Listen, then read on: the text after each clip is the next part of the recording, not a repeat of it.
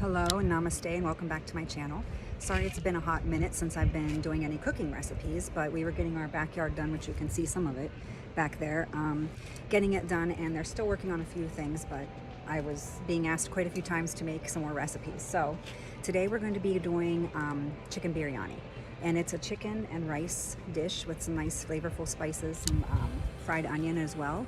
You can pretty much do it veg style, you can do other meats. This one today though is just going to be chicken. So it's a blend of my mother-in-law's and my husband's recipe, and I've made it perfect for my family and their tastes, and blended it together so that I could do it in the Instant Pot. I cook everything outside. It's in Arizona, so I'm pretty much outside all the time cooking. I would say right now it's 108 degrees, so 42.2 degrees Celsius, and we're supposed to be about 115 later today. So it's gonna be a nice toasty video. So you may see me sweating or drinking a lot of water. First we'll go through all of the ingredients. Okay, I will list the ingredients in the description and how much you're gonna need of each. You will need your Instant Pot.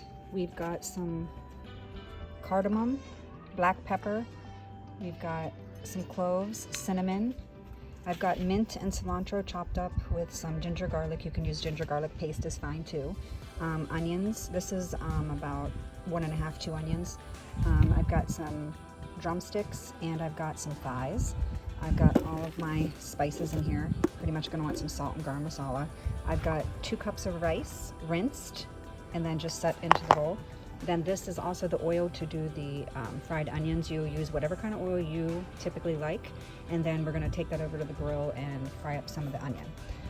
We've got just the utensils. I always have some paper towel on a pan so that I can lay the onion on when I am done frying it to absorb some of that oil. All right, I have the oil has been on the grill getting hot, so I'm going to test it with some onion to see if it's ready to fry up the onion. That's the first thing I do before I do anything else, just so that it gets nicely caramelized. All right, I dropped the onion in. Looks like it's ready for the rest of it to go in. So I'm going to put it in there, and then I'm going to caramelize it till it's a nice dark brown. You could take it out earlier, but I like it to be almost to the point of it's could get burnt, but it's not, so it's nice and crispy brown. Now, as the onion is getting caramelized, we're gonna go ahead and get started with the Instant Pot. So just make sure it's on and do it in the saute position.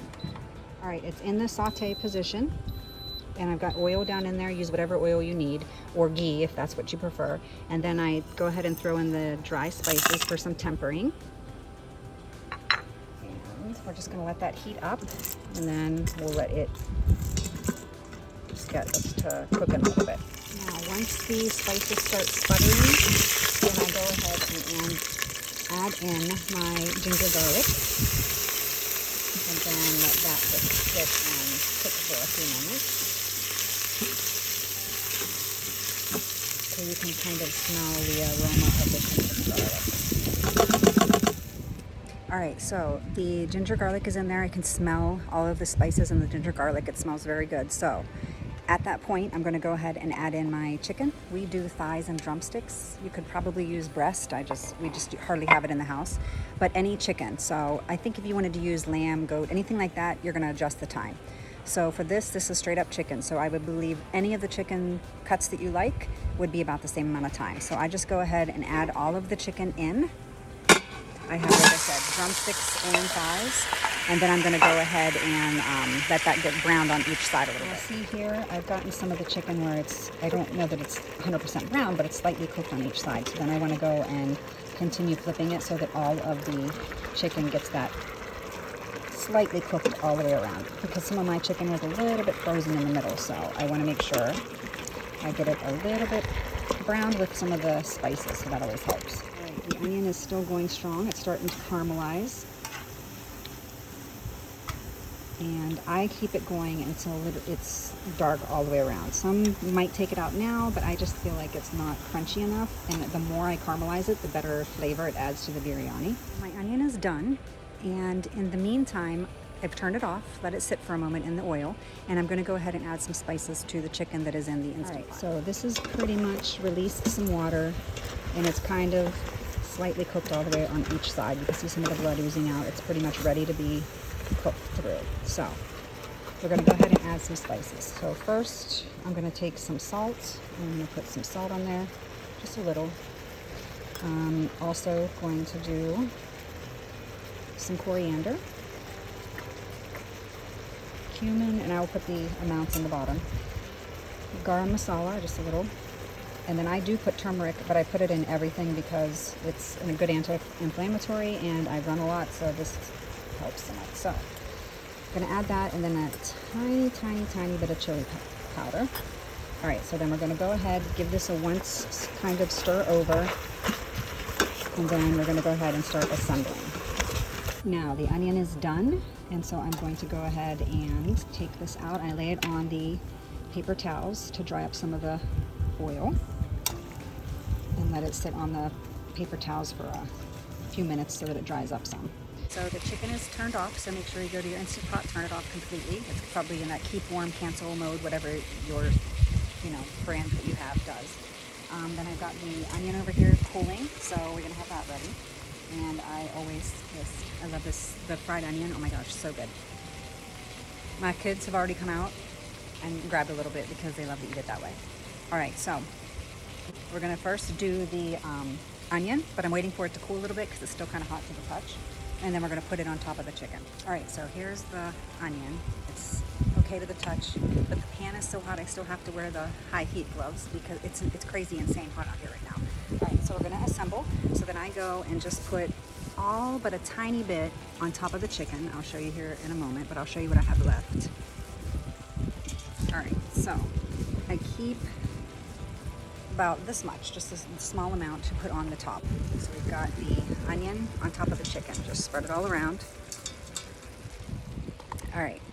Next, you're going to go ahead and take your mint and chutney, or not chutney, your mint and your cilantro and sprinkle it on top of the onion. And I just leave a tiny pinch for, okay, so here's where we're at now. We've got the chicken, we have the onion, and we've got the cilantro and mint mix on top. Next is the rinsed and drained rice that we're gonna go ahead and pour on top. This is what you're looking at now. Got this all set down in there. And then this is 2 cups of rice. So I'm gonna add 2 cups of water. So you're gonna pour that in. And then you wanna push this down to where the water is. And then when you're moving it around, you're gonna see all the water is gonna come up. So you wanna push the rice into the water. Move it where you need to. It doesn't matter if the chicken sticks up on top or not. Then you're going to, I put a little bit of the cilantro right on top.